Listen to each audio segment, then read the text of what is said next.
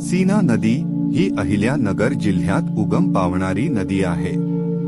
भीमा नदीची उपनदी असणारी ही नदी नगर जवळील जेऊर या गावच्या ईशान्य असणाऱ्या ससेवाडी जवळील गर्भगिरी डोंगरातून उगम पावते। त्या ठिकाणी राम मंदिर असून एक शंकराचे मंदिर देखील आहे। या मंदिरला सीना शंकर असं म्हटलं जातं।